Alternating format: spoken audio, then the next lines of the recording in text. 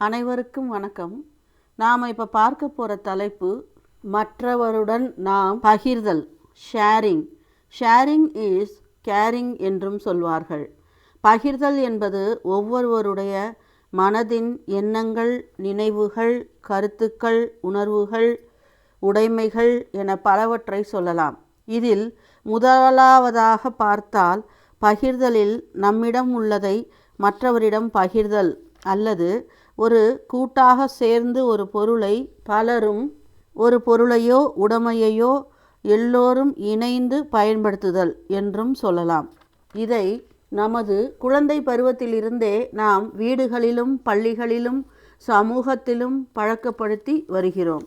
குழந்தைகள் ஏதேனும் உண்ணும்போது வீட்டில் உள்ள அம்மா, அப்பா எனக்கொரு வாய் கொடு என்று ஆரம்பித்து பிறகு தாத்தா, பாட்டி, அத்தை, மாமா, சித்தி, சித்தப்பாவிற்கு கொடு என்று குடும்ப உறுப்பினர்களுக்கு பகிர பழக்குகிறோம்.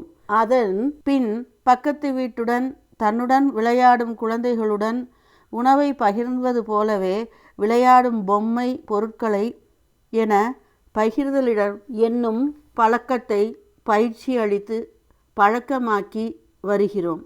பிறகு பெரியவர்களானதும் பள்ளி தோழர்களுடன் பகிரவும், பெரியவர்கள் ஆனதும் பண்டிகை விழாக்கள் எனவும் பட்சணங்கள் பகிர்கிறோம்.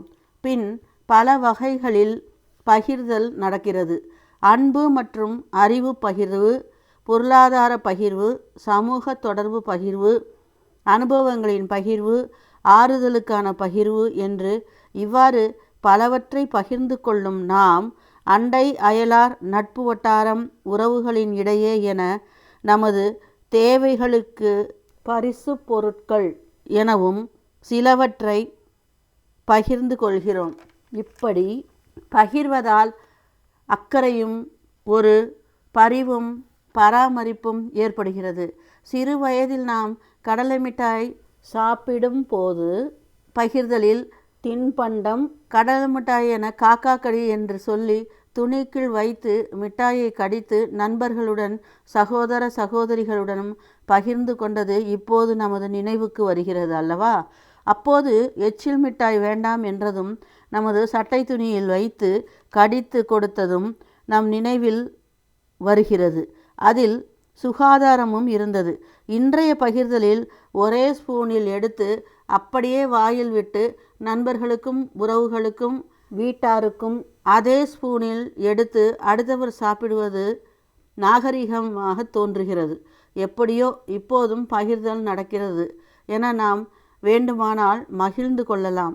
அடுத்து அறிவு பகிர்தல்.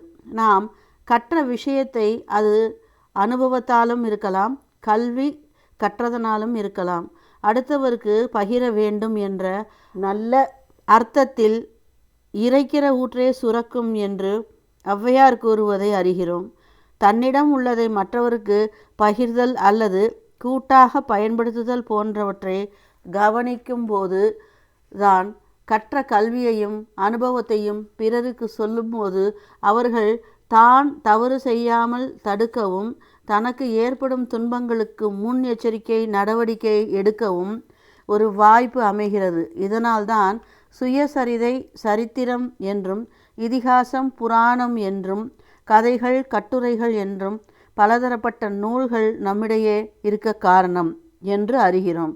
அன்பை பகிர்ந்தால் மனம் என்பது சிறக்கும்.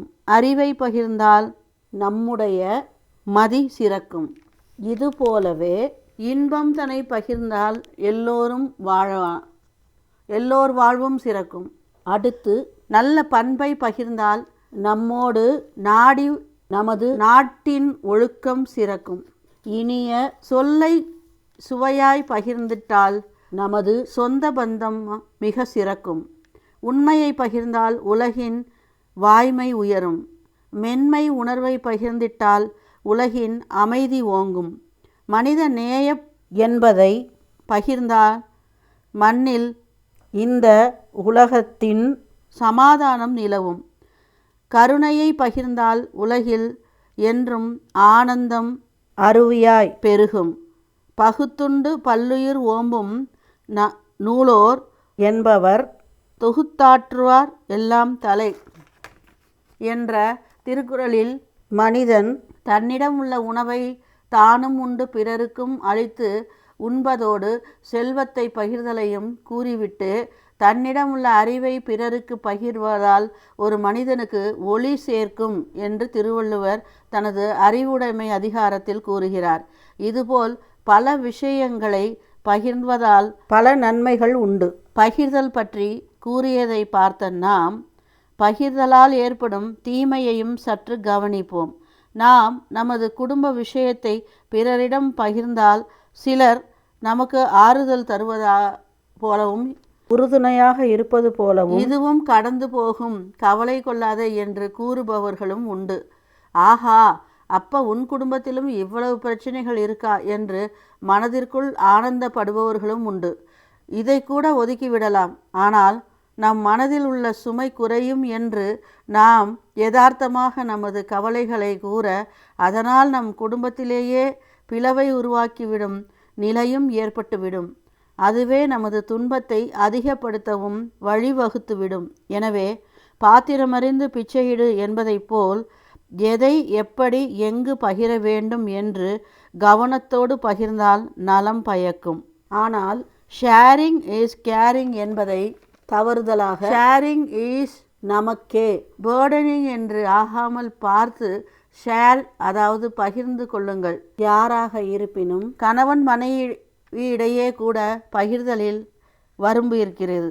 அதேபோல் சுற்றம், நட்பு என்று எல்லாவற்றிலும் மனக்கவலைகளை பகிர்ந்து கொள்கின்றோம் என்ற நினைப்பில் எல்லாவற்றையும் பகிரும்போது அதில் சில தவறுகளும் துன்பங்களும் பிரிவுகளும் வந்து சேரவும் வாய்ப்பு உண்டு. எனவே பகிரும்போது எதை எங்கு எப்படி யாரிடம் என்னவென்று பகிர்வது என்று நன்கு அறிந்து பகிர்தலை வளமாகச் செய்து பகிர்ந்து நம் வாழ்வை சிறப்படைய செய்வோம். நன்றி, வணக்கம். மீண்டும் சந்திப்போம்.